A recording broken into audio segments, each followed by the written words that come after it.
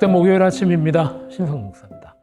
오늘 우리가 함께 볼 말씀은 이사야 39장 말씀입니다. 1절부터 8절까지 말씀 보겠습니다.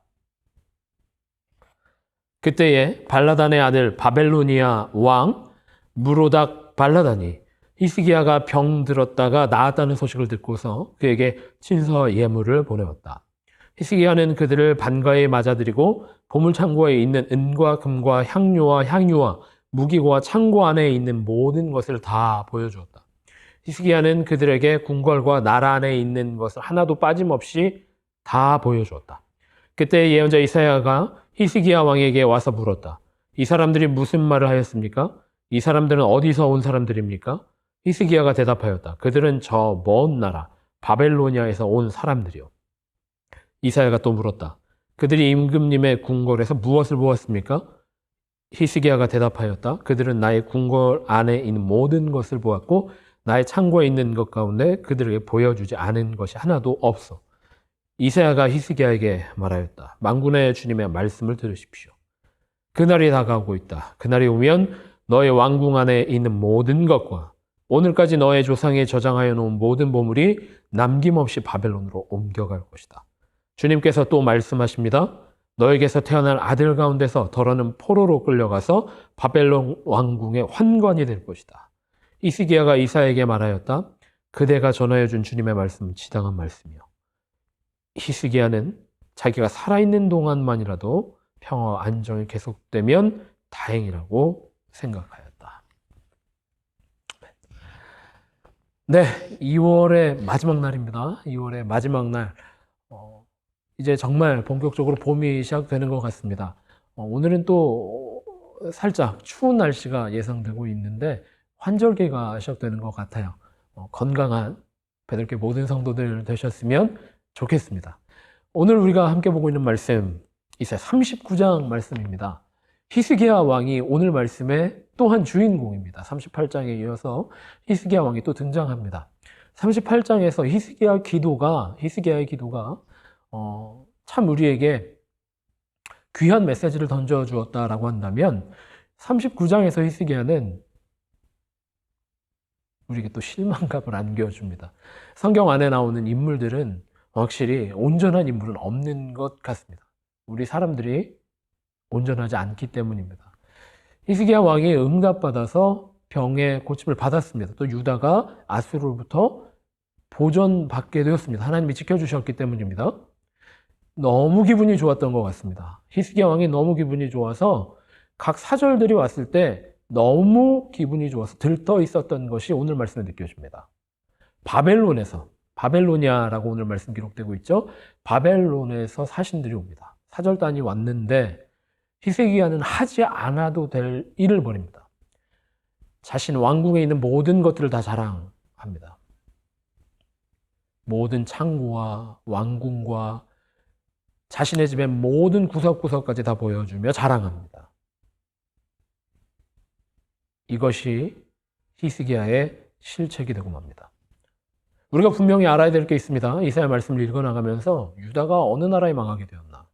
아수르에 망한 것이 아닙니다. 바벨론에 망하게 됩니다.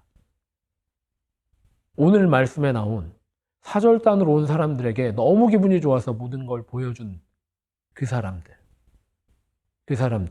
바벨론에게 무너짐을 당하게 된다라는 겁니다. 우리가 신앙생활 신나게 하게 될 때가 있습니다. 신바람 나는 신앙생활을 하게 됩니다. 그런데 그때 우리는 너무 자만하게 될 가능성이 많습니다. 내가 기도 응답 받았다. 내가 주님의 능력으로 승리하며 살아간다.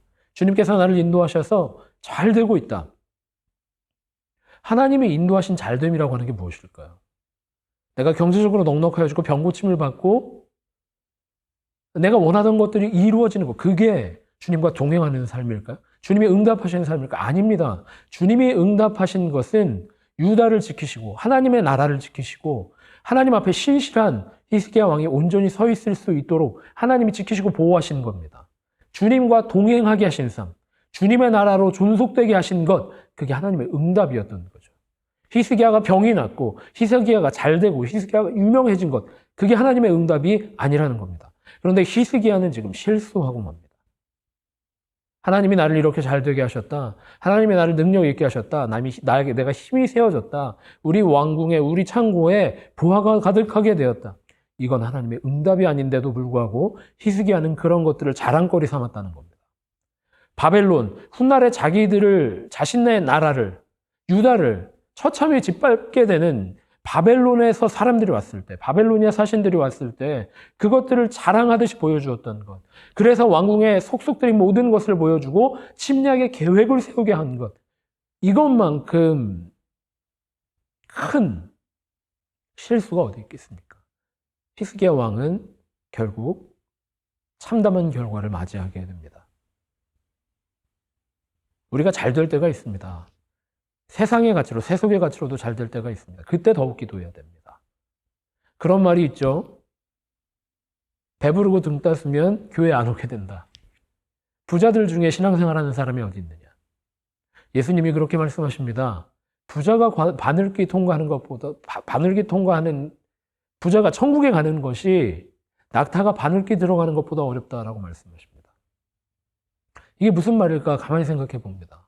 내가 너무 편안할 때, 내가 너무 넉넉할 때, 오히려 내가 너무 자만하여서, 내가 너무 격양되어서 내 것들을 자랑하기가 쉬워진다라는 겁니다. 우리 안엔 자랑할 것이 없습니다. 나를 인도하시는 주님만이 우리의 자랑인 것입니다. 나를 지키시는 주님만이 우리의 자랑인 것입니다. 히스기야 왕의 자랑은 자신의 왕궁, 보물창고가 아니라 나를 지키신 하나님이었던 겁니다. 우리 하나님의 인도하심 속에 살아갈 때 더욱더 겸손하여지고 순종하는 마음으로 주님만 높여드리는 삶을 살아가는 성공하는 성도들이 다 되셨으면 좋겠습니다. 세상이 바라보는 성공이 아니라 하나님이 인정해 주시는, 하나님이 칭찬해 주시는, 하나님이 면류관 주시는 신앙의 성공을 이룰 수 있는 베델교회 모든 성도들 되셨으면 좋겠습니다. 그렇게 기도합니다. 주님, 오늘도 내가 주님만 자랑하며 살아가기를 원합니다. 나를 인도하시는 주님이 나의 자랑이고, 나를 보호하시는 주님이 나의 자랑이고, 나를 위로하시는 주님이 나의 자랑이고, 언제 어디서나 신실하게 나를 붙들고 계시는 주님만 나의 자랑이 될 수 있도록 주님 나를 지키시고 붙들어 주시옵소서. 그렇게 기도하고 기대하는 마음으로 오늘 하루 승리하는 베델교회 모든 성도들 되시기를 간절히 기도하고 축복합니다.